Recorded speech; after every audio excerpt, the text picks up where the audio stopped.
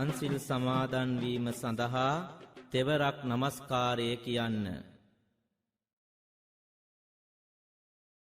බුද්ධං සරණං ගච්ඡාමි ධම්මං සරණං ගච්ඡාමි සංඝං සරණං ගච්ඡාමි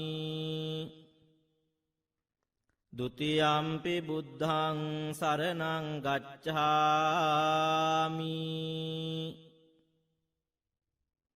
ဒုတိယံ පි ධම්මං සරණං ගච්ඡාමි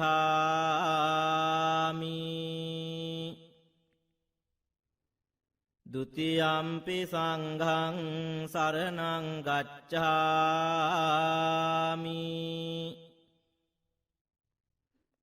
တတိယံ පි බුද්ධං සරණං ගච්ඡාමි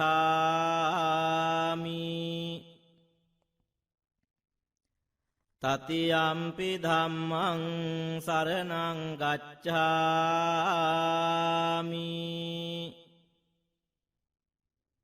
တတိယံ පි සංඝං සරණං ගච්ඡාමි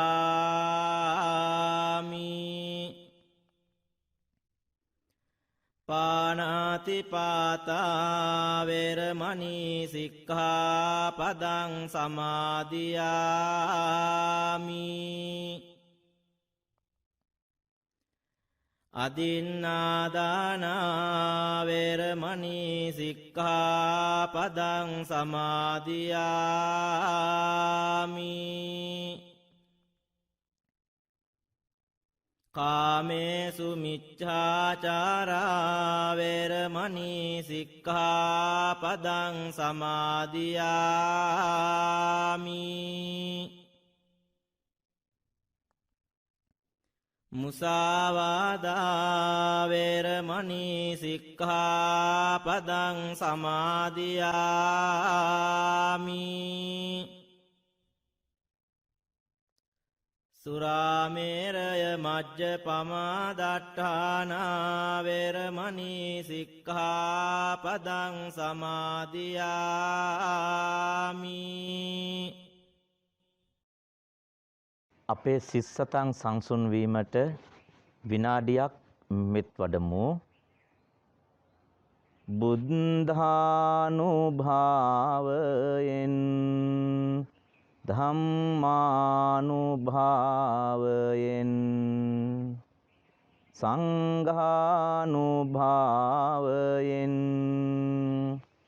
සීලානුභාවයෙන් කුසලානුභාවයෙන් මාගේ සිත සමාධිගත වෙම්වා. බුද්ධානුභාවයෙන් ධම්මානුභාවයෙන් සංඝානුභාවයෙන් සීලානුභාවයෙන් කුසලානුභාවයෙන් මාගේ සිත සමාධිගත වෙම්වා. බුද්ධානුභාවයෙන් ධම්මානුභාවයෙන් සංඝානුභාවයෙන් සීලානුභාවයෙන් කුසලානුභාවයෙන් මාගේ සිත සමාධිගත වෙම්වා. අනන්ත බුදු ගුණ බලයෙන් ධම් ගුණ බලයෙන් මහා සංඝ ගුණ බලයෙන් මම නිදුක් වෙම්වා. නිරෝග වෙම්වා. සුවපත් වෙම්වා. දුකින් මිදේ අනන්ත බුදු ගුණ බලයෙන් ධම් ගුණ බලයෙන් මහා සංඝ ගුණ බලයෙන් මාමෙන්ම මාගේ දෙමාපිය ගුරුවර දූ දරු සහෝදර නෑදෑ හිත මිතුරෝද මැදහත් අයද සතුරෝද අපාද්වීපා බහුපා චතුපා සත්වයෝද නිදුක් වෙත්වා නිරෝග වෙත්වා සුවපත් වෙත්වා දුකින් මිදෙත්වා අනන්ත බුදු ගුණ බලයෙන් ධම් ගුණ බලයෙන් මහා සංඝ ගුණ බලයෙන් මාමෙන්ම සියලු සත්වයෝ නිදුක් වෙත්වා නිරෝග වෙත්වා සුවපත් වෙත්වා දුකින් මිදෙත්වා උතුම් නිවනින් සැනසෙත්වා උතුම් නිවනින් සැනසෙත්වා උතුම් නිවනින් සැනසෙත්වා උතුම් නිවනින් සැනසෙත්වා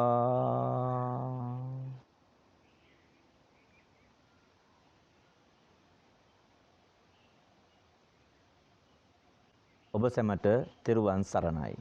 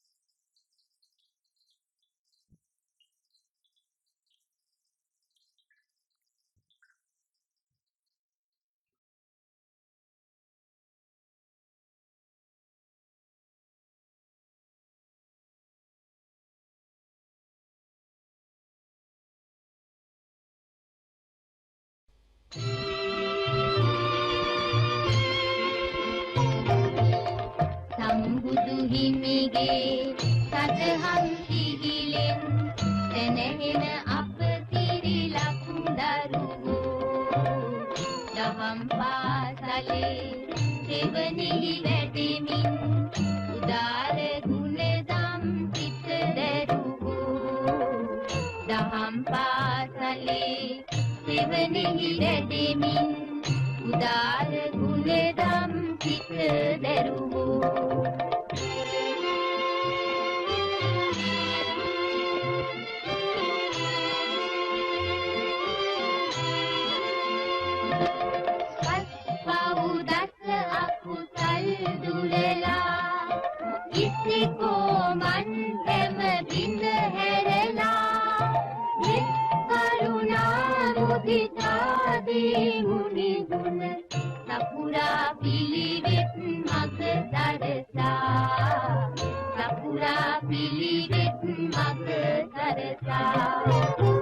සම්බුදු හිමිගේ සදහම් සිහිලෙන් දැනෙන අප සිරිලක් දරුවෝ දහම් පාසලේ දෙවනෙහි වැඩෙමින් උදාර ගුණදම් සිත දරුවෝ දහම් පාසලේ දෙවනෙහි වැඩෙමින් උදාර ගුණදම් සිත දරුවෝ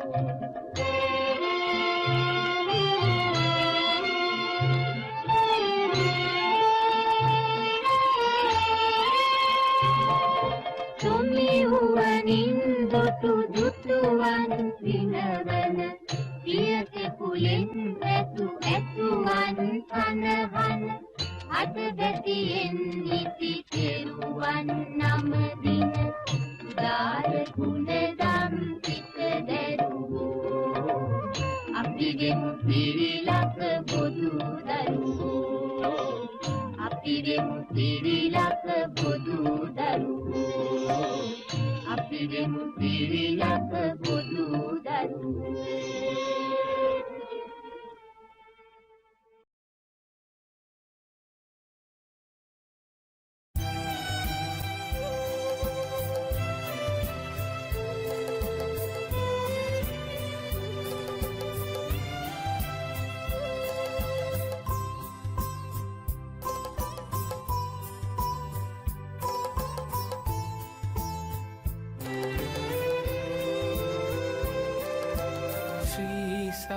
ධර්මය දසත පැතිර වූ ජයවර්ධනපුර රජදහනේ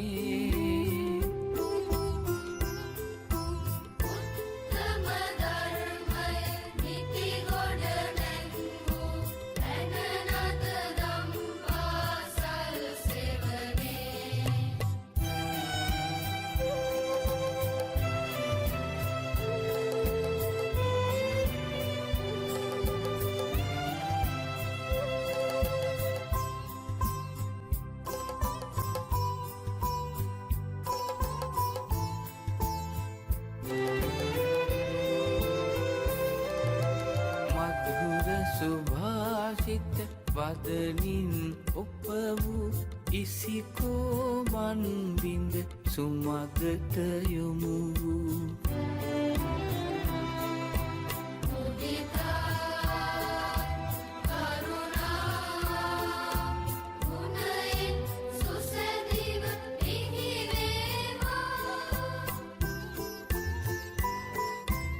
උදාර දරුවන්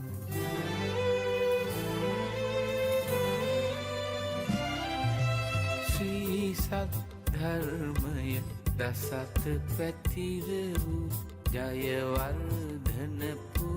රජදහනේ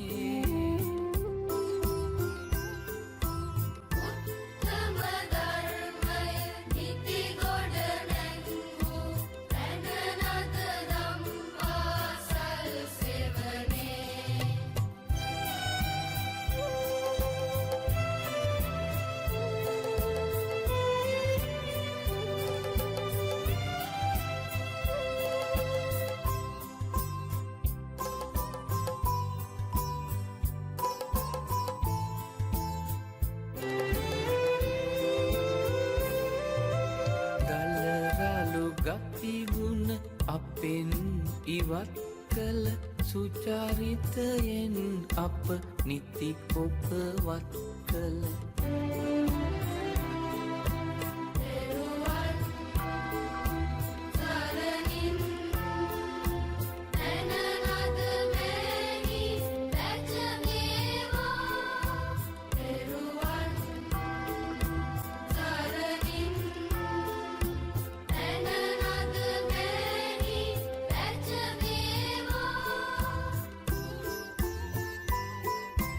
යසසින් දින දින පැජමේවා පැජමේවා පැජමේවා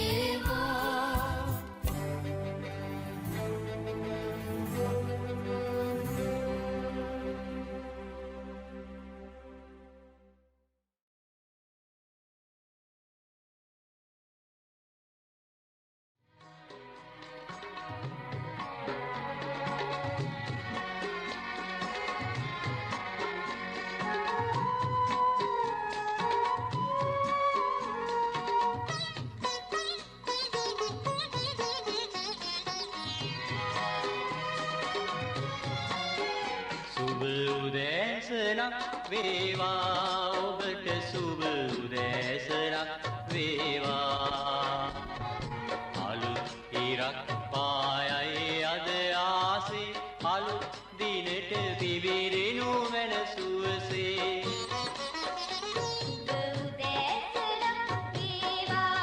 ඔබට සුබ උදෑසනක් වේවා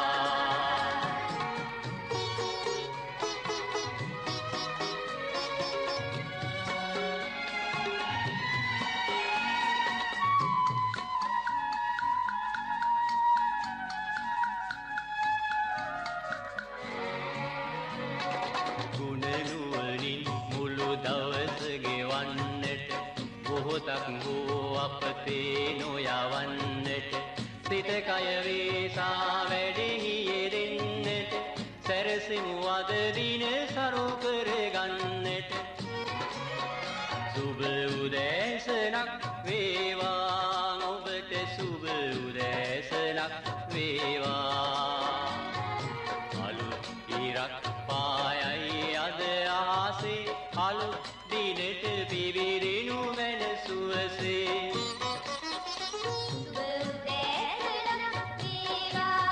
ඔබට සුබ උදෑසනක් වේවා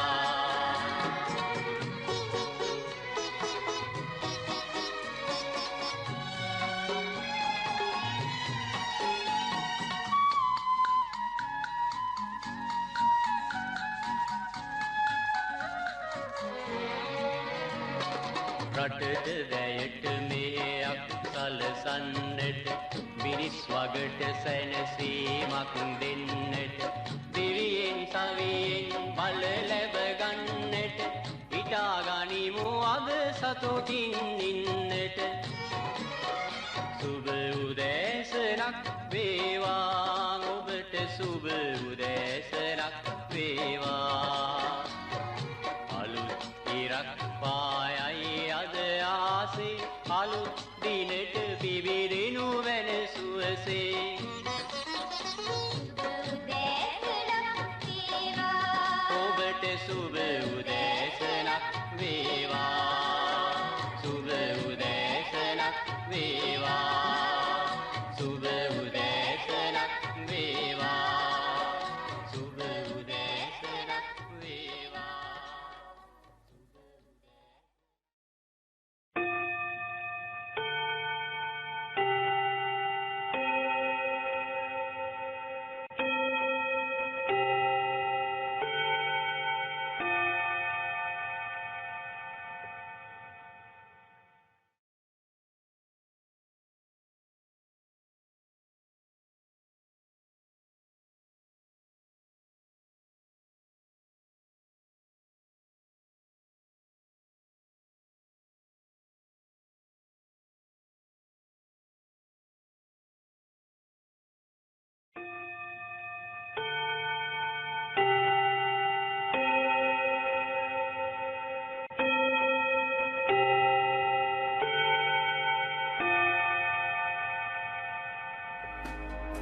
සුබ උදෑසන මේ ඔබේ පළමුවන කාලච්ඡේදයේ ආරම්භයයි. Good morning. This is the beginning of the first period.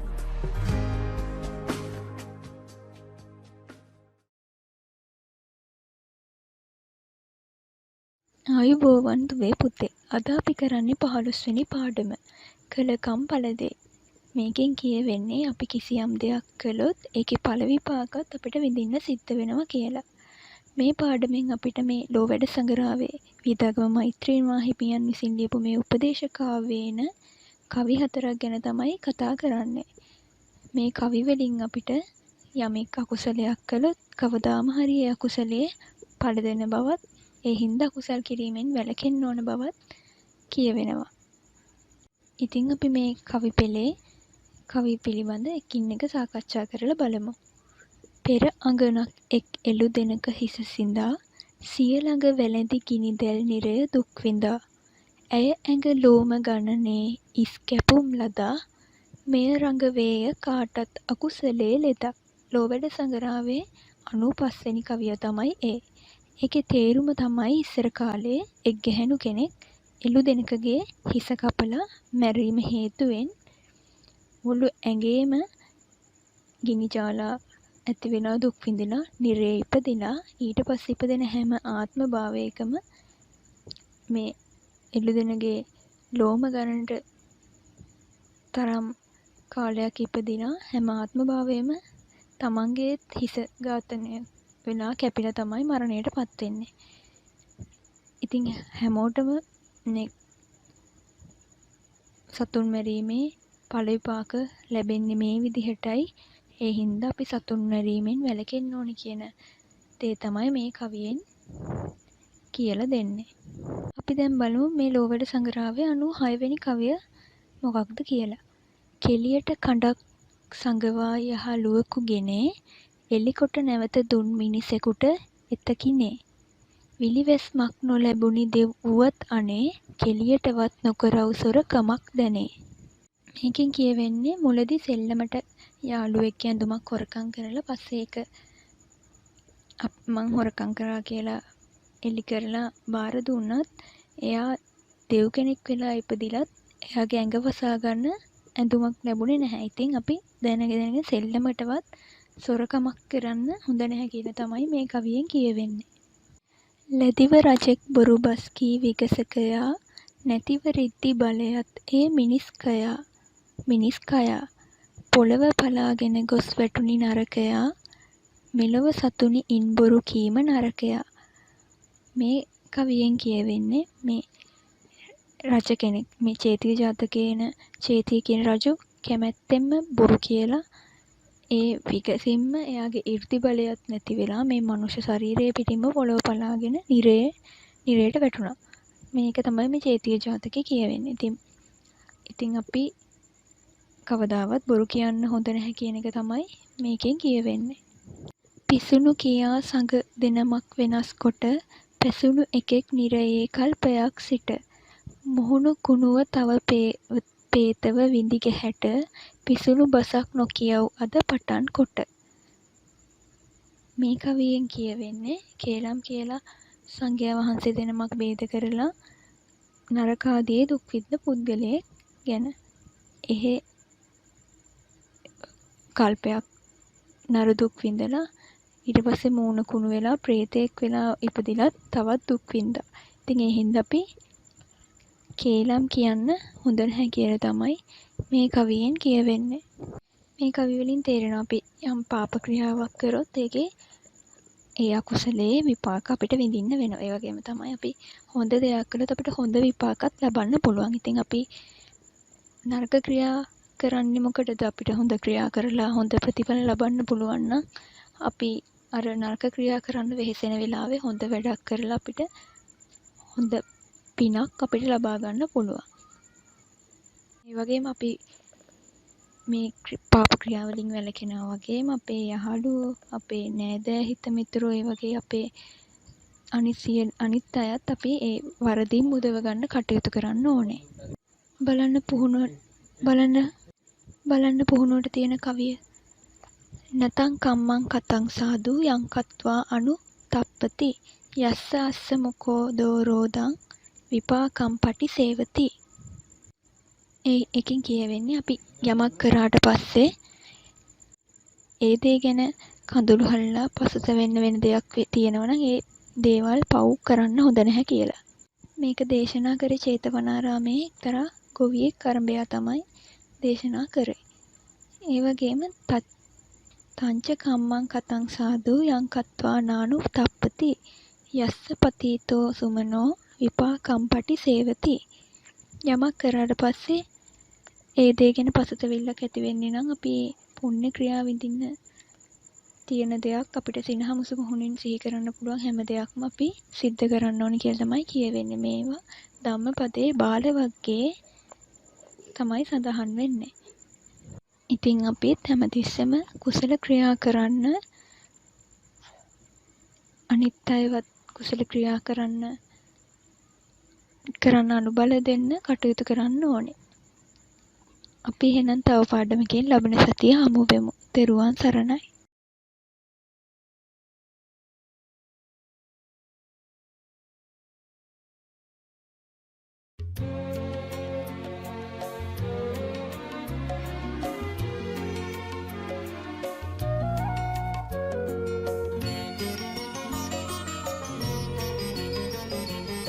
අද පමණක් නොවේ අපට හෙටක් තියෙනවා. අරුණලුකන් හිනැහි නව දිනක් ලබනවා. අඳුරෙන් බර ආකර තුල මැණික් දිලෙනවා. දෙස බස රැස අපි අතින් එළිය වැටෙනවා. දෙස බස රැස අපේ අතින් එළිය වැටෙනවා.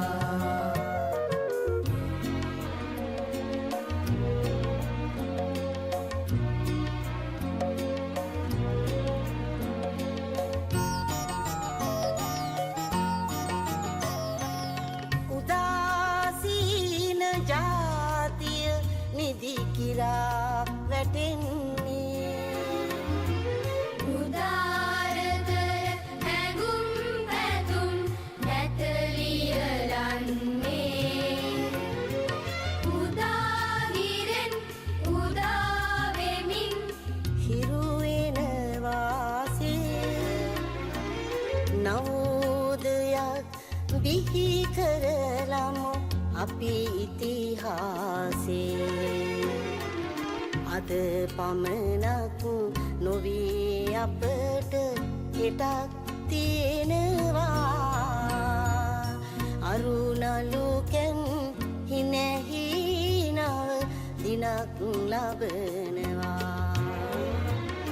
අඳුරෙන් බර ආකර තුල මැණික් දිලෙනවා.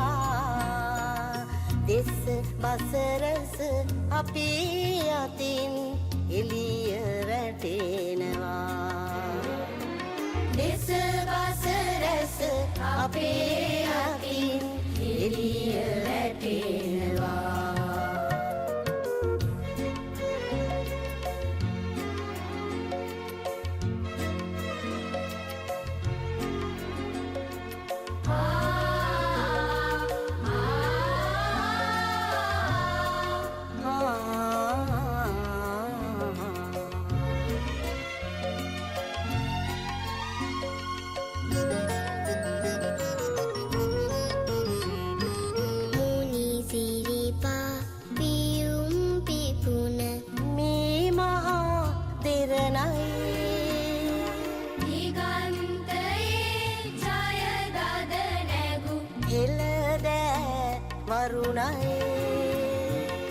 එම බැතියෙන් අභිමානෙන් මුළු ලොව සුවඳයි. මෙම නිදහන් දිවිහිමියෙන් අප හට උරුමයි. අද පමණක් නොවේ අපට හෙටක් තියෙනවා.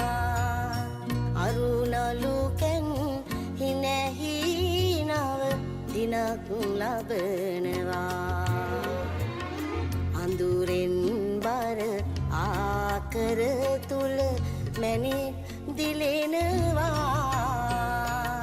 දෙස බසරස අපි අතින් එළිය වැටෙනවා දෙස බසරස අපේ අතින් එළිය වැටෙනවා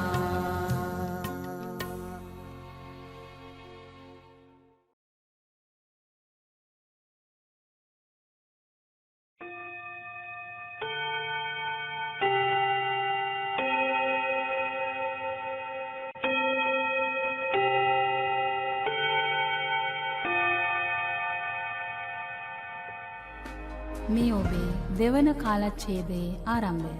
This is the beginning of the second period.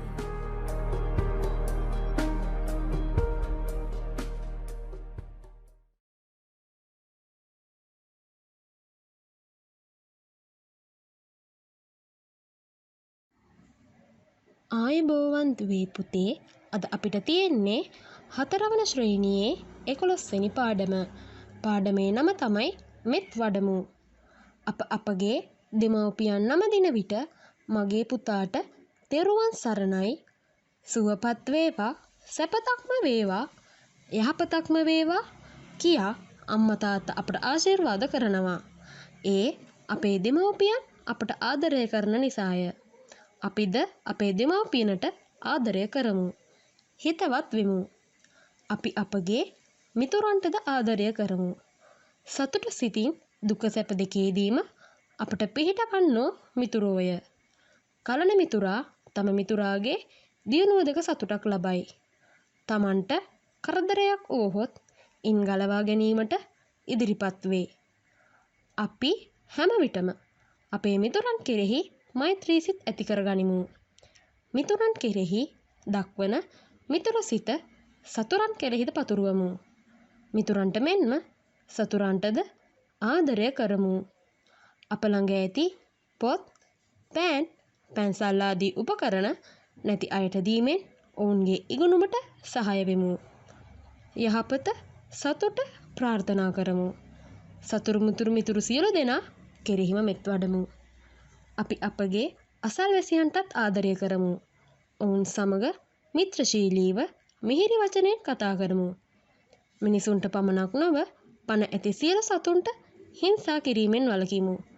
සියලු සතුන්ට මෛත්‍රී කිරීමෙන් සතුටින් නිදහසේ ජීවත් වීමට ඉඩ හරිමු. මෙසේ මිනිසා ඇතුළු සියලු සත්වයින්ට අප හැමදෙනාම මෛත්‍රී කරමු. ලෝකයේ සියලු සතුන් කෙරෙහිම මේ ආකාරයෙන් මිත්‍රශීලීව හොඳ හිත පැතිරවීම මෛත්‍රියයි. හැමදෙනා කෙරෙහිම මෛත්‍රී සිත් ඇති කරගනිමින් මෙත් වැඩීම මෛත්‍රී භාවනාවයි. පුංචි අපි සියලු හැමදෙනාම උදේ සවස බුදුරජාණන් වහන්සේට මල් පූජා කිරීමෙන් පසුව විනාඩි 2-3 මෛත්‍රී භාවනාවේ යෙදීමට පුරුදු වෙමු. නින්දට පෙර මෛත්‍රී භාවනාව වැඩීමෙන් සුවසේ නින්දයයි. නපුරු සිහින නොපෙනේ. මෛත්‍රී සිත් ඇති අය මිනිස්සුන්ට ප්‍රිය වේ. අමනුෂ්‍යයන්ද කැමතියි. ඔවුන්ට දේව ආරක්ෂාවද ලැබේ. මෛත්‍රී වඩන්නාට සතුරන් නැත. බියසැක නැතිව තිරිසන් සතුවද ළඟට පැමිණිති. නිතර මෛත්‍රී වඩන්නාගේ සිත පිරිසිදුය. මුහුණ ලස්සන වේ. ශරීරය පැහැපත් වේ. දවස පුරාම සතුටින් ජීවත් විය හැකි වේ. මේ නිසා අපි දිනපතා සුළු වේලාවක් හෝ මෛත්‍රී භාවනාවේ යෙදීමට පුරුදු පුහුණු වෙමු. අප හැම කෙනෙකුම වඩාත් ප්‍රිය කරන්නේ තමාටය. ඒ නිසා පළමුවෙන්ම අපි අපට ආදරය කරමු. අපේ ශරීරය නිරෝගීව තබා ගැනීමට බෙහෙත් ගනිමු. ආහාර ගනිමු. ඒ වගේම ශරීරය පිරිසිදුව තබා ගනිමු. ඒ අපටම ආදරය කරන නිසායි. ඒ නිසා පළමුවෙන්ම අපි අප කෙරෙහි මෛත්‍රී සිත් ඇති කරගනිමු. ඉන්පසු සෙසු සියලු දෙනාටම මෛත්‍රී කරමු. අප කෙරෙහි දක්වන ආදරය, හිතවත්කම අනුන් කෙරෙහි දැක්වීමට පුරුදු පුහුණු වීම කොතරම් අගනේද? මෙත් වැඩීම භාවනාවක් වශයෙන් යොදාගෙන තමාට මෙන්ම සිසු සියලු දෙනාටත් මෛත්‍රී කිරීමේ පුරුද්දක් ඇති කරගනිමු. සියලු දෙනාටම එකවර මෙත් වැඩීම අපහසු කාර්යයකි. සියලුම සතුන් කෙරෙහි මෛත්‍රිය පැතිර යුත්තේ පියවරෙන් පියවරය. එසේ වුවද මේ වසරේදී මෙත් වැඩිය යුතු පිළිවෙල හඳුන්වා දෙනු ලබන්නේ පුහුණු වීම සඳහා පමණකි. දැන් අපි මෛත්‍රී භාවනාව වඩමු. සියලු දෙනාම බෝධීන් වහන්සේ ළඟට යන්න. බෝධීන් වහන්සේ හොඳට පෙනෙන තැනකින් පහසු ආකාරයකට වාඩි වෙන්න. පිරිමි ළමයි කවුරුත් වම් කකුල මත දකුණු කකුල යටිපතුල උඩට හැරෙන සේත් තබා එරමිනිය ගොතාගෙන බද්ධ පර්යංකෙන් වාඩි වෙන්න. ගැහැණු ළමයි තමන්ට පහසු පැත්තකට පා දෙක පසුපසට නමාගෙන අර්ධ පර්යංකෙන් වාඩි වෙන්න. දැන් අපි අත් දෙක එකතු කර නළල මත තබා තුන්වරක් නමස්කාර පාඨය කියවා තෙරුවන් වන්දනා කරමු. සියලු දෙනාම අත් පහතටගෙන අත්ල උඩුවතට සිටිනසේ වම් අත්ල මත දකුණු අත්ල පර්යංකය මත තබා ගනිමු. උඩුකය කෙලින් තබා ඉදිරිය බලා හිස කෙලින් කර දැස් පියා ගනිමු. දැන් පළමුවෙන්ම තමා කෙරෙහි මෙත් සිතුවිලි උපදවා ගනිමු. තමාට පමණක් ඇසෙනසේ හිමින් මෙසේ භාවනා කරමු. පළවෙනි පියවර. මම නිදුක් වෙම්වා. නිරෝගී වෙම්වා. සුවපත් වෙම්වා. මෙය නැවත නැවතත් සිතමින් තමන් කෙරෙහි මෛත්‍රිය වැඩීමට පුරුදු වෙමු. එසේ පළමු වර විනාඩි 2ක් භාවනා කරන්න. ඊළඟ වාරවල විනාඩි 5ක් ආදී වශයෙන් ටිකෙන් ටික කාලය වැඩි කරගෙන සති 2ක් පමණ ඒ ක්‍රමයට භාවනා කරන්න. පළමු පියවරෙන් ඔබට යම් ඇස්සැසිල්ලක් සිටී.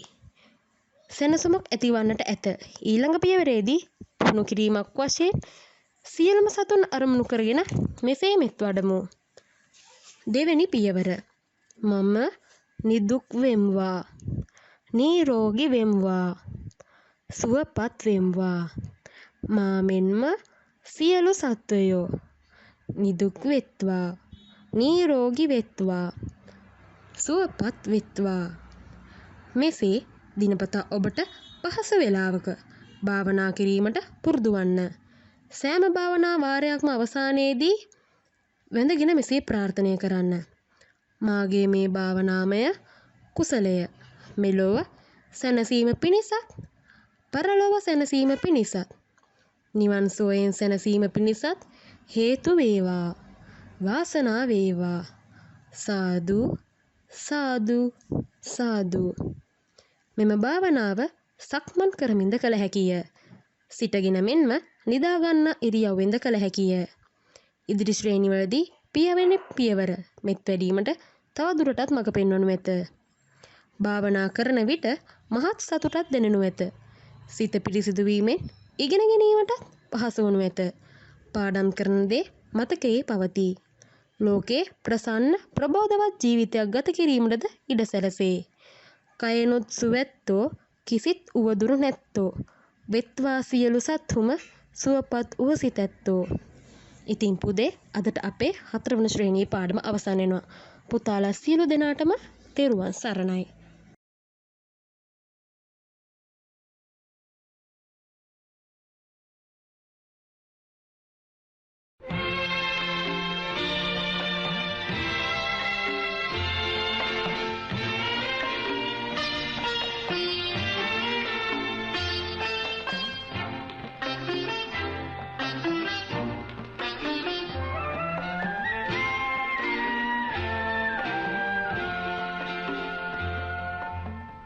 පායා ඉරමුණුනට වඩින්නා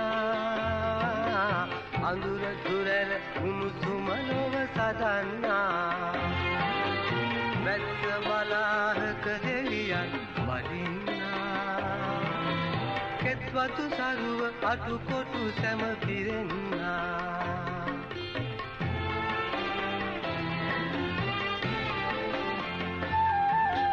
මඳ නල ගලා සිසිලස ඇති කරන්නා මේ මහ පොළොව සිරසින් බර දරන්නා දිවරෑ නිරන්තර සේවය කරන්නා සේවය මිසක කිසිවක් යලි නොගන්නා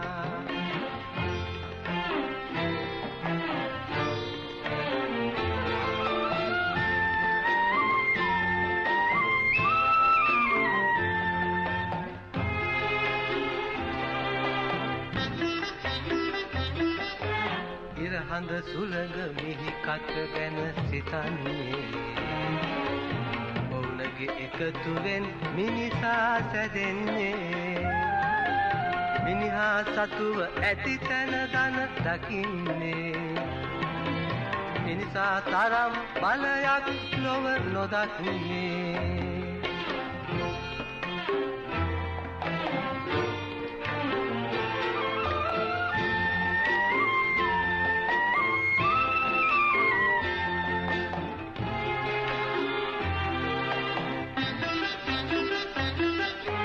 කළ සේවයට යලි අතපා ඉල්ලන්නා මිනිසෙක් වේද මහ පොළොවත් හිනැහෙන්නා කිසිවක් නොඉල්ලා සේවය කරන්නා දකිනා ඔහුට දෙවියන් හිස නමන්නා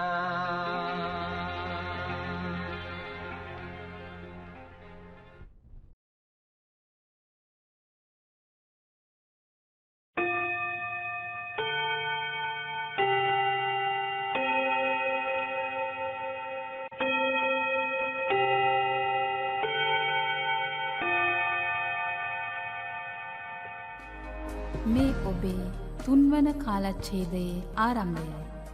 This is the beginning of the third period.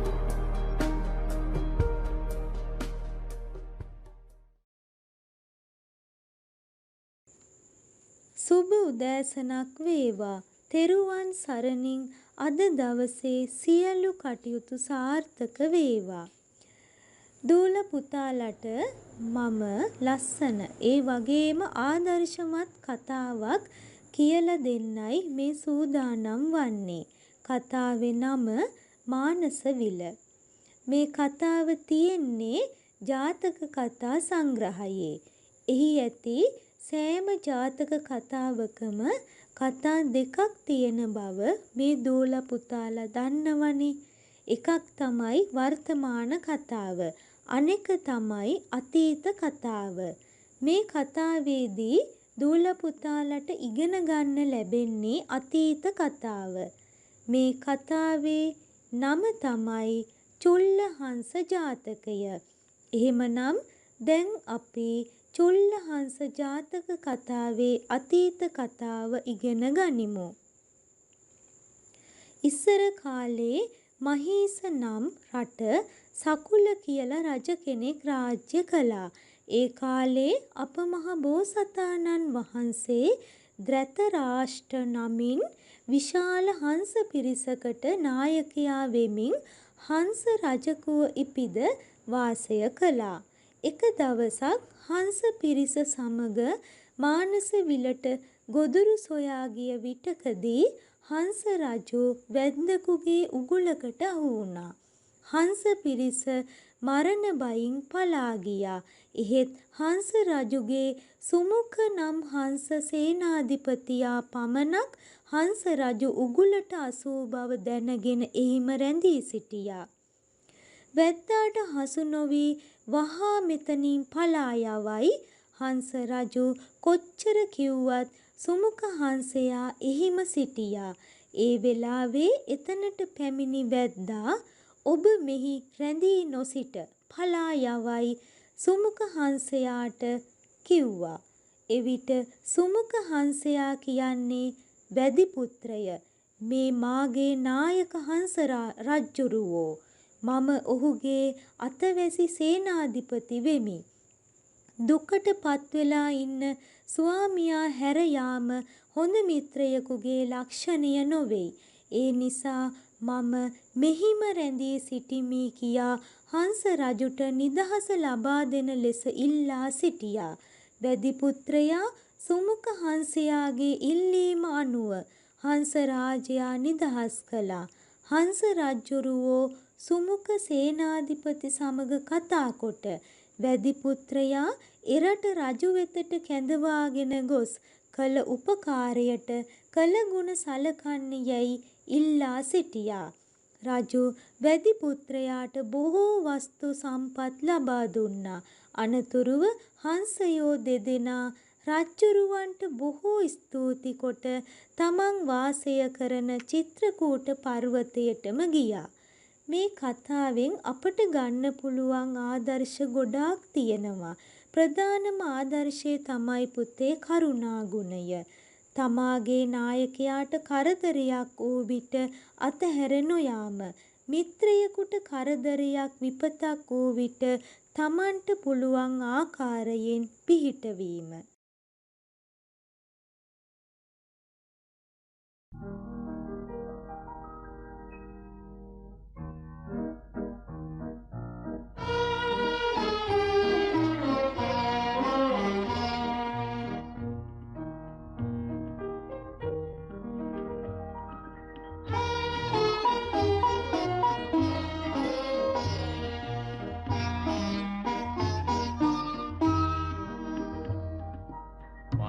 මල්වාරම් හරිම උදාරම් ගයවා ගයවා ගුවනේ ලංකාම් නම වෙනුවෙන් පුරසාරම් කියවා කියවා මෙදිනේ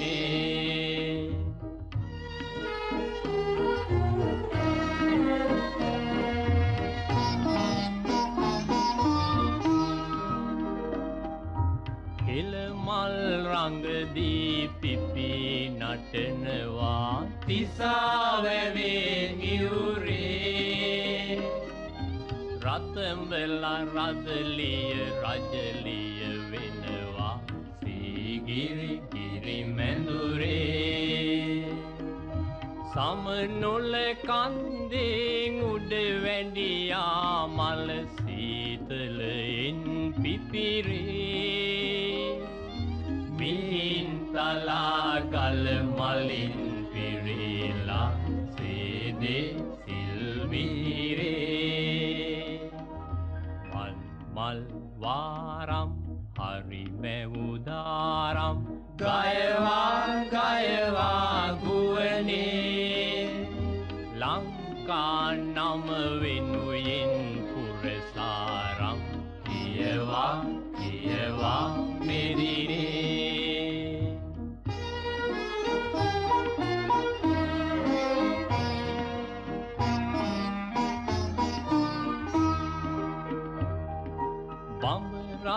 බඹරී නුරා නුරාගයෙන් ඉබේ බිඳී යනවා මී පැණි පැණි වද වද රොද රොද ඉබේ බැඳී යනවා මුළු ලොව සත්නගේ විඩා කඩා හැර කුසුමින් නැහැවෙනවා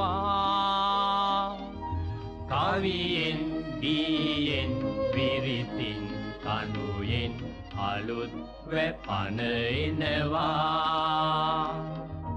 මල් මල් වාරම් හරි මැවුදාරම් ගයවා ගයවා ගුවනේ ලංකා නම වෙනුවෙන් පුරසාරම් කියවා කියවා මෙදිනේ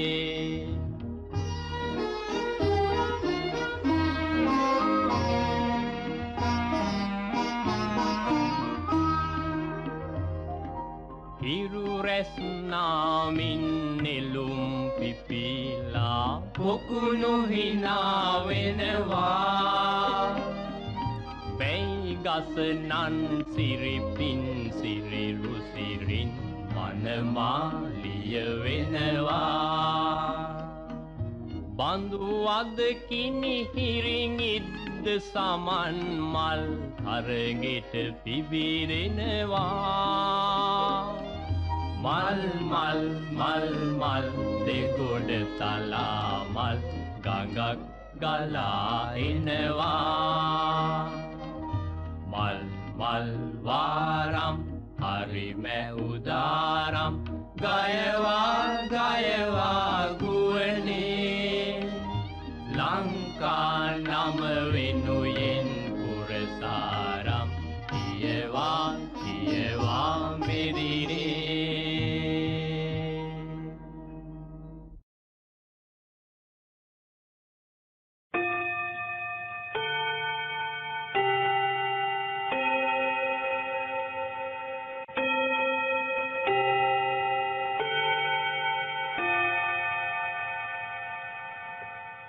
මේ ඔබේ විවේක කාලයයි. This is the time for your interval.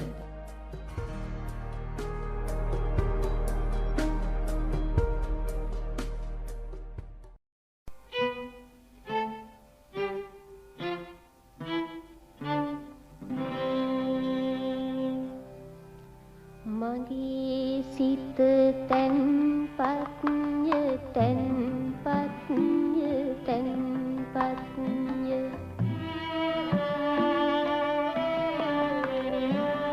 මගේ සිත පිවිතුරුය සංසුන්ය තැන්පත්ය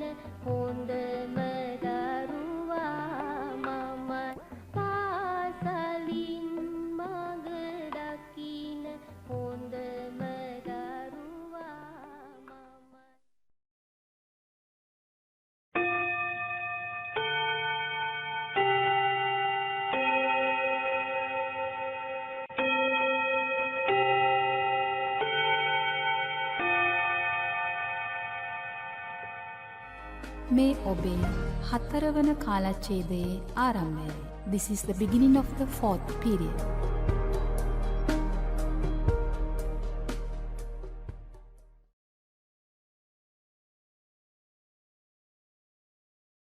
අයුබෝවන් තෙරුවන් සරණයි දුවේ පුතේ. අද අපි කරන්නේ 20 වෙනි පාඩම. සසුන උපවත් කළ අපේ නරණිතු.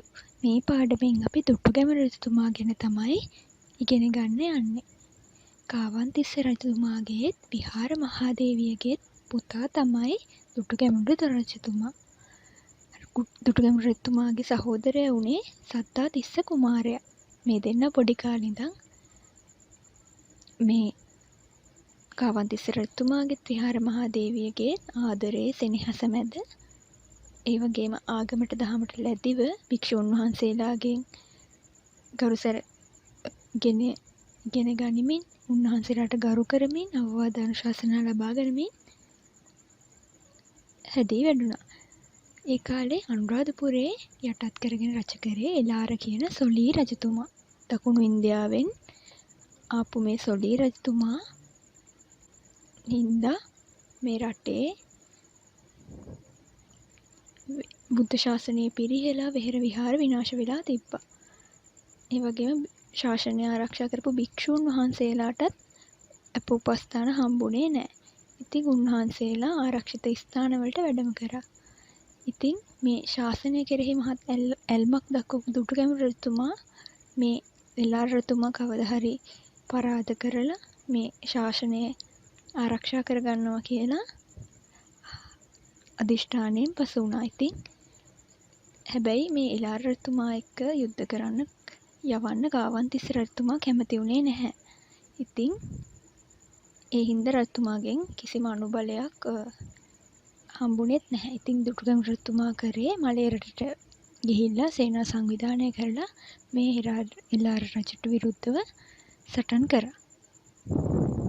හැබැයි මේ දුටුගැමුණු රජතුමා යුද්ධයට යවන්න මේ කාවන්තිස්ස රජතුමා අකමැති වුණත් දුරදිග හිතලා කලින් ඉඳන්ම තමන්ගේ බලය ව්‍යාප්ත කරලා යුද්ධමය පසුබිමක් සකස් කරලා තිබ්බේ. ඒ සඳහා කඩොල්ලතා එක්ක දසමහා ආයෝධයන්ගෙන් සමන්විත යුද හමුදාවක් පවා සූදානම් කරලා තිබ්බේ. වගේම තමන්ගේ දෙවනි පුත්‍රයා වෙච්ච සද්ධාතිස්ස රජතුමා ලවා රටේ ගොවිතැන දියුණු කරන්න කටයුතු යොදලා තිබ්බේ. මේ සද්ධාතිස්ස කුමාරයා දිගා මඩුල්ලට ගිහිල්ලා ඒ ප්‍රදේශයේ වගා සිද්ධ කරමින් ස්වයංපෝෂිත සහලින් පිරිච්ච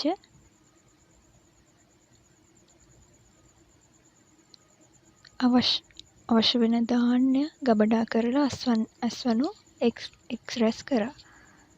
ඉතින් මේ කාවන්තිස්ස රජතුමාගේ මිය යෑමෙන් පස්සේ මේ මාගම රජ වුණේ දුටුගැමුණු රජතුමා. ඉතින් එතුමා භික්ෂුන් වහන්සේලාගෙත් විහාර මහාදේවියගෙත් උපදෙස් ඇතුව මේ සොලී පාලනයෙන් රට බේරගන්න කටයුතු කරා. ඒ වගේම දසමහා යෝධයන්ගේ සහායත් නොඅඩුව ලැබුණා.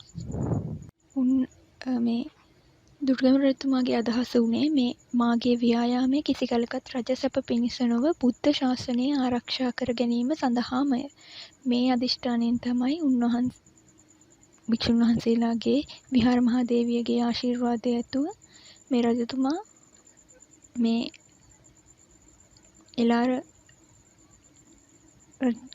එලාර රජුට විරුද්ධව සටන් දියත් කළේ.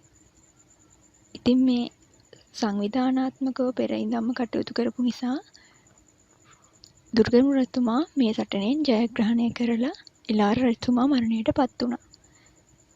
මේ දුටුගැමුණු රජතුමා තමන්ගේ ප්‍රතිවාදියා වුණ එලාර රජුගේ මෘතදේහයත් රාජ්‍ය ගෞරවය සහිතව ආදාහනය කරලා ස්මාරකයක් පිහිටවන්න තරම් අන් අය ගැන ජාති භේදයකින් තොරව ගරු කරන්න, තම ප්‍රතිවාදයට ගරු කරන්න කටයුතු කරා. ඒක දුටුගැමුණු රජතුමාගේ චරිතයෙන් අපට ගන්න පුළුවන් ආදර්ශයක්. ඒ වගේම මේ ස්මාරකය අසලින් ගමන් කරන අය ආගම් භේදයකින් තොරව ඒකට ගරු කරන්න ඕනේ කියලා අවවාද කළා. ඒ වගේම අසු පිටින් යන කෙනෙක් නම් එයා ස්මාරකයේ අසලදී අසු පිටින් බැහැලා යන්න ඕනේ. තූර්ය වාදන පෙරහැරවල් තූර්ය වාදන නවත්වලා ඒකට ගරු කරන්න ඕනේ කියලා නියෝග කළා. මෙහෙම මුළු රටම එක්සේසත් කරපු මේ දුටුගැමුණු රජතුමා තමන්ගේ රාජධානිය කරගත්තේ අනුරාධපුරේ. ඉතින් බුද්ධ ශාසනය ආරක්ෂා කර ගැනීමනේ මේ රජතුමාගේ අදහස වුණේ. ඉතින් උන්වහන්සේ මේ දුටුගැමුණු රජතුමා මේ රට එක්සේසත් කරගත්තට පස්සේ බුද්ධ ශාසනයක ආරක්ෂා කරන්න තමයි කටයුතු සංවිධානය කළේ. ඒ අතර ශ්‍රේෂ්ඨ නිර්මාණ ඉදි කරන්න මේ දුටුගැමුණු රජතුමා ක්‍රියා කරා. ලෝවා මහා ප්‍රාසාදය, රුවන්වැලි මහා සෑය, මිරිසවැටිය, ඒ වගේම ඒවත් ඇතුළුව විහාර ආරාම 99ක් මෙතුමා විසින් කරවන ලද බව වංශ කතාවල සඳහන් වෙනවා.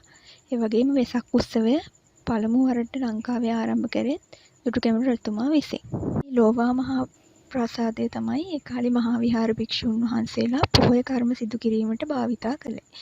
ඒක මහල් 9කින් සමන්විත තඹ මිශ්‍ර රෝහ වලින් උළු සෙවිලි කරපු පහලයක් සහිත නිසා තමයි ලෝහ ප්‍රාසාදය නමිනුත් හඳුන්වන්නේ. ඒ වගේම භික්ෂුන් වහන්සේලාට පූජා නොකර කිසිම ආහාරයක් ගත්තේ නැති මේ රජතුමා දවසක් භික්ෂුන් වහන්සේලාට පූජා කරන්න පෙර මිරිස් ව්‍යංජනයක් අනුගම කිරීම හේතුවෙන් මිරිසවැටිය චෛත්‍ය කරවා පූජා කරා කියලා සඳහන් වෙනවා. රජුගේ කුන්තා යුධය තමයි මේ මිරිසවැටියේ තැන්පත් කළේ. ඒ වගේම මේ කරපු සියලු සේවාවන් පින්කම් පොතක ලියා තබන්නත් නැවත සිහිපත් කරගන්න ඒක උදව් කරගන්න මේ දුටුගැමුණු රජතුමා ක්‍රියා කරා. ඒ වගේම රුවන්වැලි සෑය වැඩ අවසන් කරන්න කලින් රජතුමා අසනීප වුණා. ඉතින් තමන් මිය යන්න කලින් මේ මහා සෑයේ වැඩ අවසන් කරන්න කටයුතු කරන්න ඕනි කියලා මේ රජතුමා හිතලා ඒ කාර්ය සද්ධාතිස්ස කුමාරයාට පැවරුවා. ඉතින් ඒ රජතුමාට අවශ්‍ය වුණේ මේ තමා මිය යන්න කලින් මේ මහා සෑය දැකලා අවසන් හුස්ම හෙලන්න. ඉතින් මේ සද්ධාතිස්ස කුමාරයා මේ අවසානයේ රුවන්වැලි සෑය අවසන් කරගන්න නොහැකි හින්දා ඒක වැඩ නිම කරා වගේ පේන්න සුදු රෙදි වලින් නිර්මාණය කරලා රජතුමාට පේන්න සැලැස්සුවා. ඉතින් රජතුමා ඒ දෙස බලා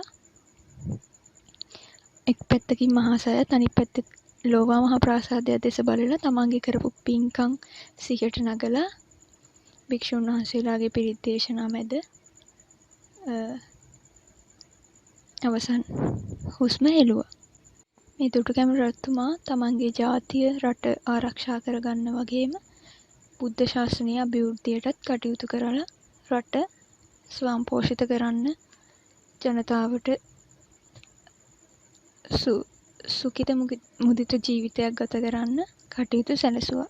ඉතින් උන්වහන්සේ එතුමාගේ ජීවිතයෙන් අපට ගන්න පුළුවන් ආදර්ශ අපේ ජීවිතයට ළඟා කරගන්න ඕනේ.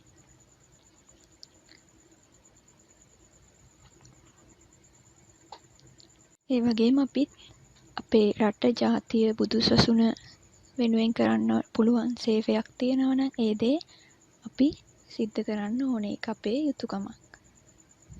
අපි දැන් බලමු ක්‍රියාකාරකමේ ප්‍රශ්න.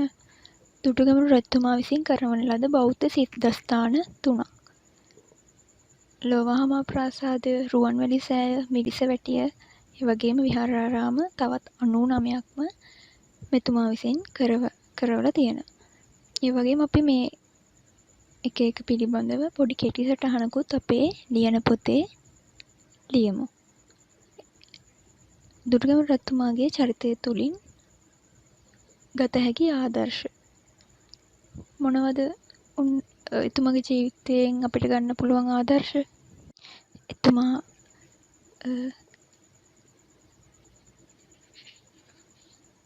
භික්ෂුන් වහන්සේලාට ගරු සැලකිලි දැක්වුවා. ඒ වගේම තමන්ගේ සතුරාට පවා ගරු කරන්න කටයුතු කළා. ඒ වගේම තමන්ගේ රට ජාතිය ආරක්ෂා කරන්න කටයුතු කළා. මේ දේවල් අපිට ආදර්ශයට ගන්න පුළුවන් එතුමාගේ ජීවිතේ.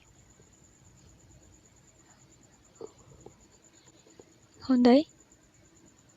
තුන්වෙනි ප්‍රශ්නෙන් තියෙන්නේ පාද සඳහන් වාක්‍ය කියවා ඉදිරියෙන් නැති කොටු තුල නිවැරදි නම් හරි ලකුණද වැරදි නම් වැරදි ලකුණද යොදන්න. කාවන්තිස්ස රජතුමා රජ කළේ අනුරාධපුරේ. අපි කතා කළා කාවන්තිස්ස රජතුමා රජ කරේ රුහුණු රටේ මාගම. එතකොට මේ ප්‍රකාශය වැරදි. මිරිසවැටි දාගැබ තුල තැන්පත් කොට ඇත්තේ දුටුගැමුණු රජතුමාගේ කුන්තායුධයයි. ඒක හරි නේද? අපි කතා කළා රජතුමාගේ කුන්තායුධය තැන්පත් කරලා තමයි මිරිසවැටිය ඉදි කරේ.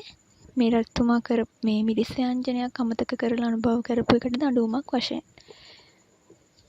දුටුගැමුණු රජතුමාගේ යෝධයෙකු සිට පුස්සදේව පසුව පැවිදි වූයේ නැහැ.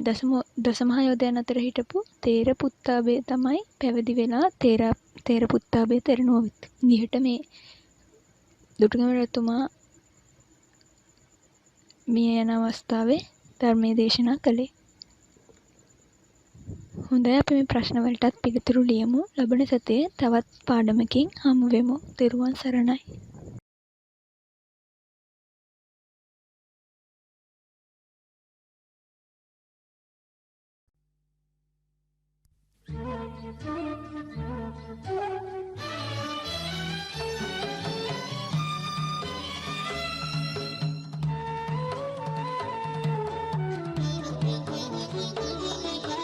විල්කරේ පියුම් පිපි සුගන්ධවත් වෙවී ඇල් පවන් ගලා ප්‍රබෝධයෙන් ප්‍රබෝධ වී විඟුණදින් විහඟ තුඩින් ගලා ගලා හැලී ගීතයක් වෙලා හිටක් නැගින් උදැසනේ ගීතයක් වෙලා හිටක් නැගින් උදැසනේ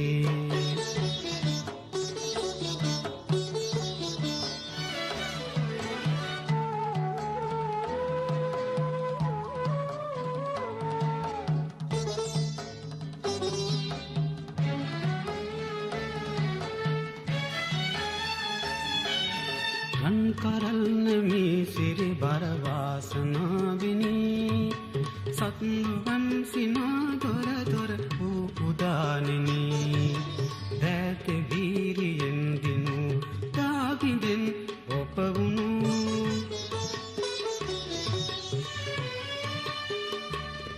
අභිමානවත් දයක් රැගෙන වඩින් උදැසනේ ඉල්තරේ පියුම් පිපි සුගන්ධවත් දෙවී ඇල් පවන් ගලා ප්‍රබෝධයෙන් ප්‍රබෝධ වී විඟුණදින් විහඟ තුඩින් ගලා ගලා හැලී ගීතයක් වෙලා හිටක් නැගින් උදැසනේ ගීතයක් වෙලා හිටක් නැගින් උදැසනේ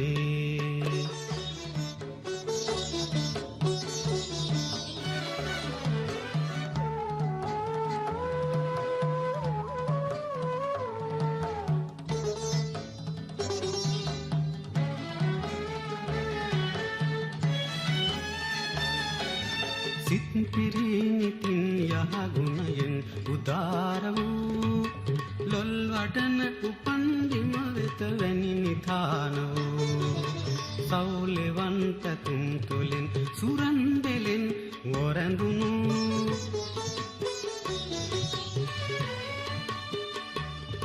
යලි ජෝතිමත් දයක් රැගෙන වඩින් උදැසනේ ඉල්තරේ පියුම් පිපි සුගන්ධවත් දෙවී ඇල් පවන් ගලා ප්‍රබෝධයෙන් ප්‍රබෝධ වී විඟුණදින් විහඟ තුඩින් ගලා ගලා හැලී ගීතයක් වෙලා හිටක් නැගින් උදැසනේ ගීතයක් වෙලා හිටක් නැගින් උදැසනේ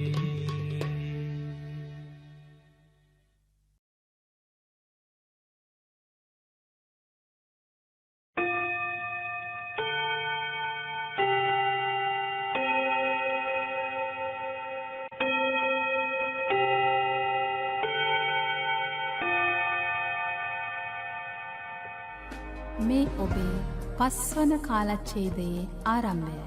This is the beginning of the 5th period.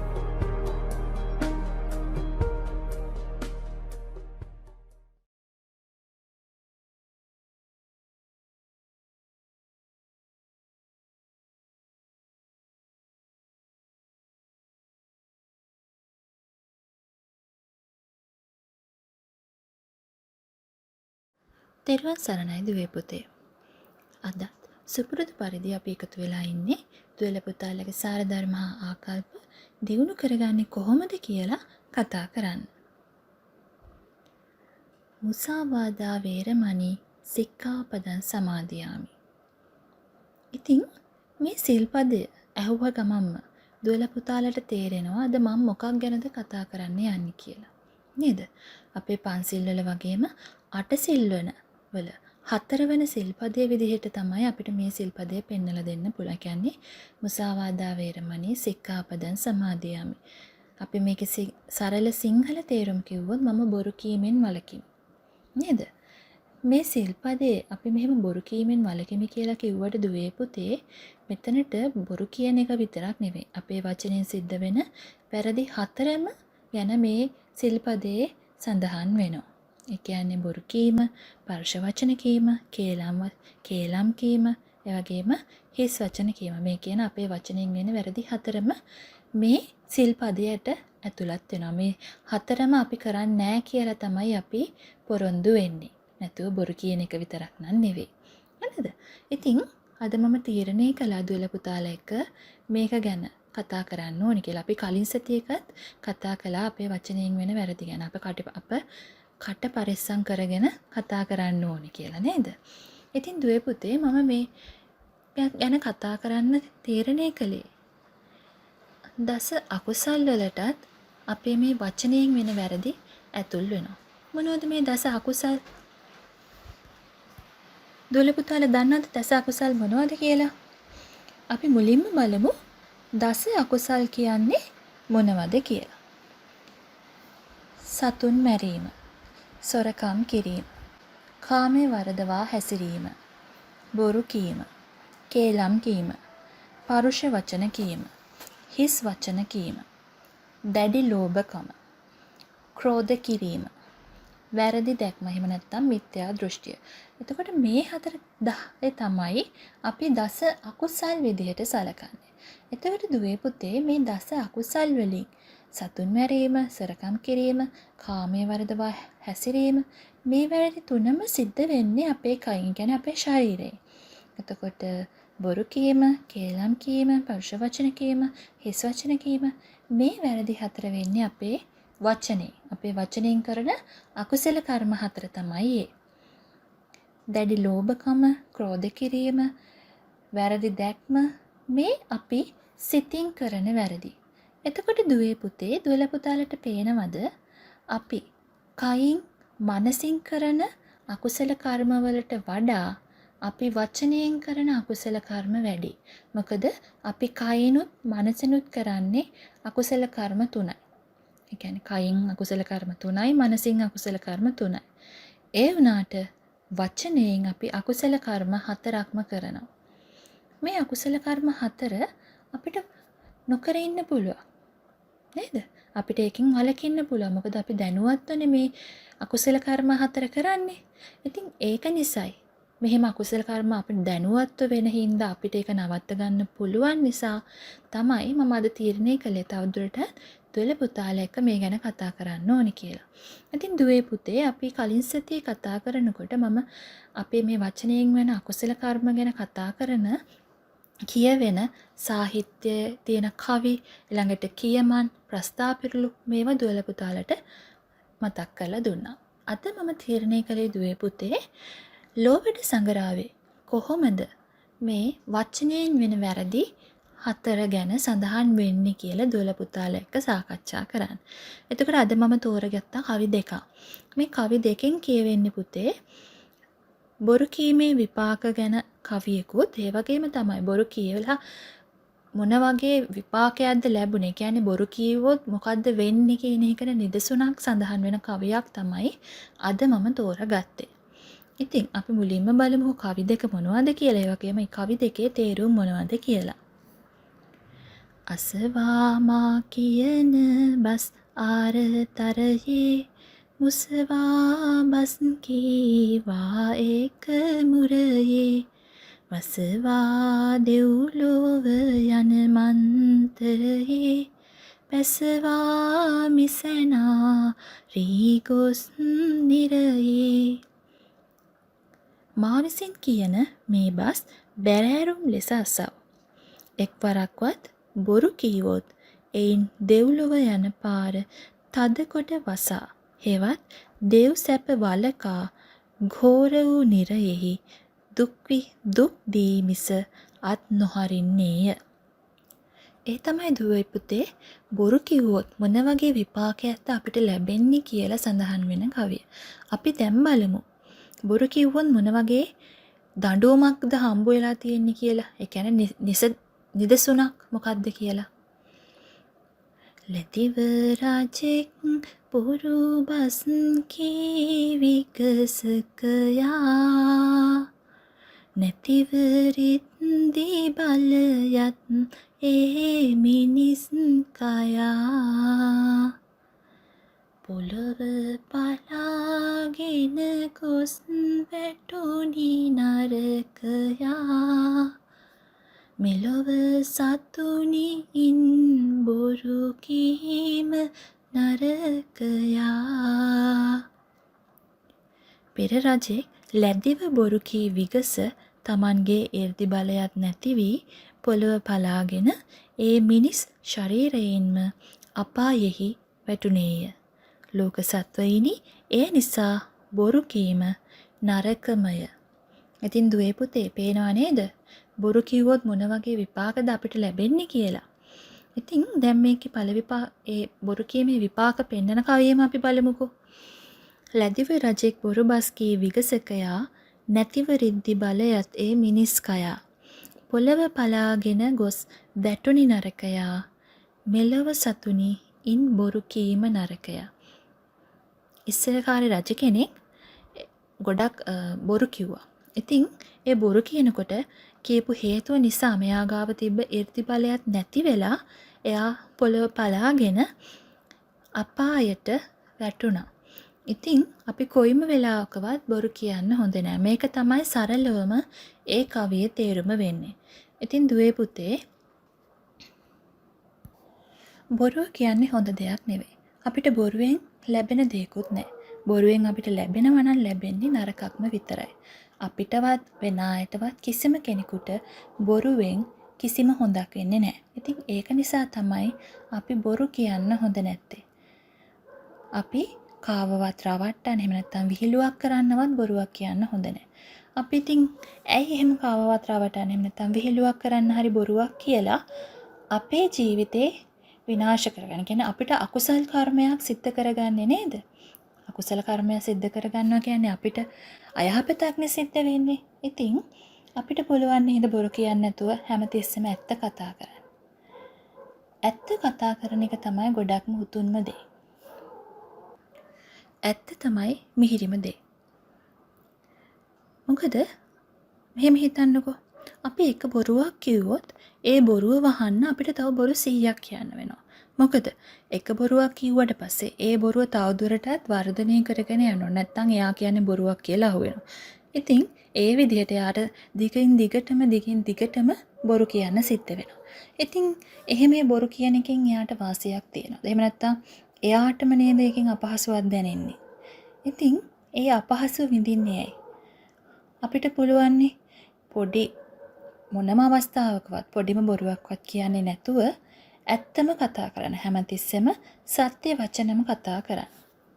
සත්‍යයට තමයි තැනක් තියෙන්න ඕනේ. බොරුවට තැනක් තියෙන්න හොඳ නැහැ. ඉතින් අපි හිතට ගන්න ඕනේ විහිළුවකටවත් බොරුවක් කියන්නේ නැතුව හැමතිස්සෙම ඇත්තම කතා කරන්න ඕනේ කියලා. ඉතින් දුවේ පුතේ මම බලාපොරොත්තු වෙන දුවලා පුතාලා ඊට පස්සේ බොරුවකට කොහොමත්ම අවස්ථාවක් දෙන්නේ නැති වෙයි කියලා කියන්නේ විහිළුවකටවත් බොරුවක් කියන්නේ නැති වෙයි කියලා. මොකද අපි දැනම වැරදි කරන්නේ නේද? අපිට පුළුවන් අපේ අතින් වෙනේ වැරද්ද නිවැරදි කරගන්න. ඉතින් දුවේ පුතේ හිතුවල පුතාලා හොඳින් හිතර ගන්න. අපි කොයිම වෙලාවකවත් බොරුවක් කියන්න හොඳ නැහැ. ඒ බොරුව කියන එකෙන් අපිට වගේම අනිත් අයටත් වෙන්නේ අයහපතක්. ඉතින් අපිට වගේම අනිත් අයට අයහපතක් සිද්ධ වෙන ඒ බොරුව ඇයි අපි කියන්නේ? අපිට හොඳින්ම පුළුවන්කමක් තියෙනවා ඒ බොරුව කියන්නේ නැතුව සත්‍ය නැත්නම් ඇත්ත කතා කරන්න. ඉතින් හැමතිස්සම ඇත්ත කතා කරන්න. ඇත්ත කතා කරන්න බය වෙන්න එපා. නේද? ඇත්ත කතා කරන්න ඇයි අපි බය වෙන්නේ? අපි වැරද්දක් නෙවෙයිනේ කරන්නේ. අපි බොරු කියනවා නම් තමයි බය වෙන්න ඕනේ. ඒක වැරද්දක් නිසා. ඒකෙන්ද දුවේ පුතේ මින් ඉදිරියට විහිළුවකටවත් බොරුවක් කියන්න එපා. ඉතින් දුවේ පුතේ අපි ඊළඟ සතියේදීත් බලමු අපේ වචනයෙන් සිද්ධ වෙන අනිත් වැරද්ද 3 මොනවද කියලා. ඒ වගේම මේ වැරදි සිද්ධ කළොත් අපිට ලැබෙන විපාක මොනවද කියලා අපි බලමු.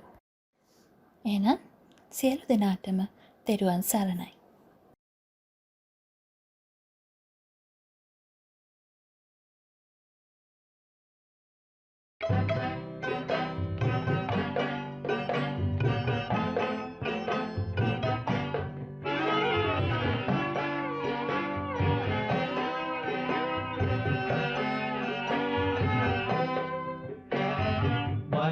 කුලින් වැස සමන් කුලක් වැඳ එළෝ බලා යනවා අනේ මගින් වැඩ ගනිව් ගනිව් හඬ හඬා ඔහේ යනවා දෙවි දෙවි බිම් දිදි රදස් දුම් බැලු බැලු හැමතේ යවව් යවව් මා එහි මිනිහා හිම නිවා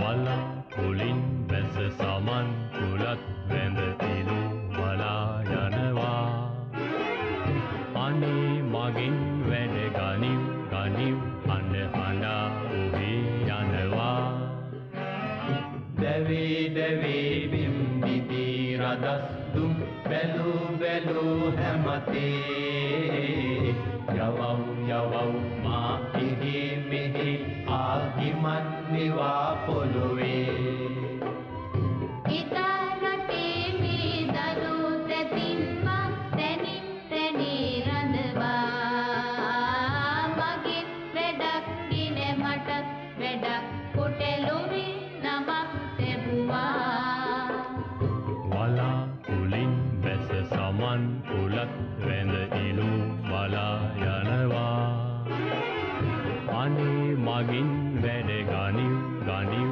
හඬ හඬා ඔහේ යනවා එදා රටේ මේ දනු තැතින් මා තැනින් තැනේ රඳවා මගින් වැඩක් දින මටත් වැඩක් කොටලොවේ නමක් තැබුවා වැඩක් නොගත් දිය හඬා දුඩාමි උවේ බලා යනවා හැපි සිඳි සිඳු තෙරේ රැදි කරදියෙන් එළෝ යනවා වලා කුලින් වැස සමන් කුලත් වැඳ එළෝ බලා යනවා අනේ මගින් වැඩ ගනිව් ගනිව් හඬ හඬා ඔහේ යනවා වැඩක් නොගත් දිය හඬා දොඩාමි උවේ බලා යනවා හැපි සිඳි සිඳු කෙරේ වැදි කරදියෙන් එළෝ යනවා වලා කුලින් වැස සමන් කුලත් වැඳ එළෝ බලා යනවා අනේ මගින් වැඩ ගනිව් ගනිව් හඬ හඬා ඔහේ යනවා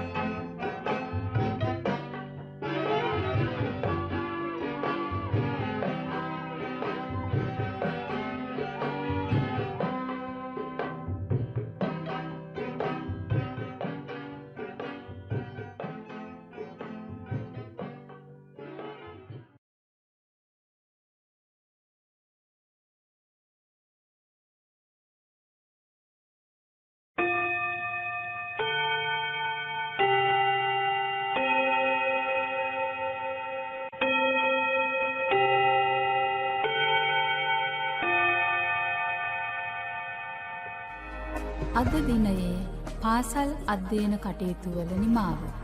Now it's time to close the today's studies.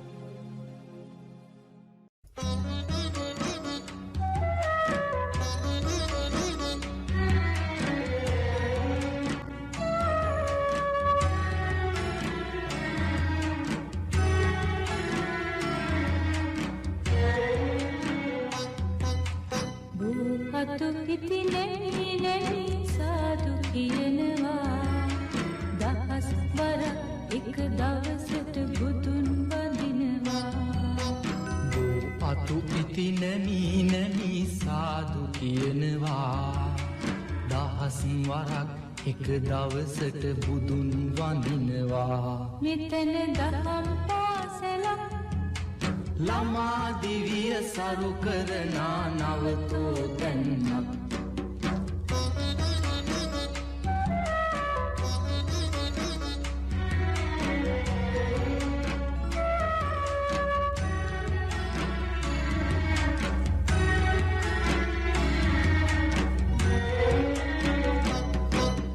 පුංචි ළමයි මල් අරගෙන පේලි ඇදෙනවා අතින් අතට අපි වැඳගෙන ගාථා කියනවා පුංචි ළමයි මල් අරගෙන පේලි ඇදෙනවා අතින් දවසට අපි වැඳගෙන ගාථා කියනවා. මෙතන දහම් පාසලක් අහසේ උරේ ඇසුර ලබන නවතෝතැන්නක්. අතු පිටි නැමි නැමි සාදු කියනවා. දහස් වර එක දවසට බුදුන් වඳිනවා. බෝ අතු පිටි නැමි නැමි සාදු කියනවා. දහස් වරක් එක දවසට බුදුන් වඳිනවා. මෙතන දහම් පාසලක් ළමා දිවිය සරු කරනා නවතෝතැන්නක්.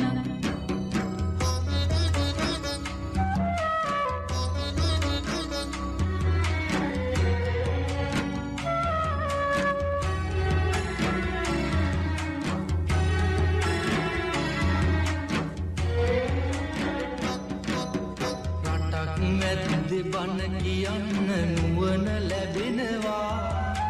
පැලක් අයිනෙ කල් ගෙවන්න දැනුම ලැබෙනවා. රටක් මැද්දෙ බන කියන්න නුවන ලැබෙනවා. පැලක් අයිනෙ කල් ගෙවන්න දැනුම ලැබෙනවා. මෙතන දහම් පාසලක් හෙළ සිරිතට මුල් තැන දෙන නවතෝතැන්නක්. අතු පිටි නැමි නැමි සාදු කියනවා. දහස් වරක් එක දවසට බුදුන් වඳිනවා. අතු පිටි නැමි නැමි සාදු කියනවා. දහස් වරක් එක දවසට බුදුන් වඳිනවා. මෙතන දහම් පාසලක් ළමා දිවිය සරු කර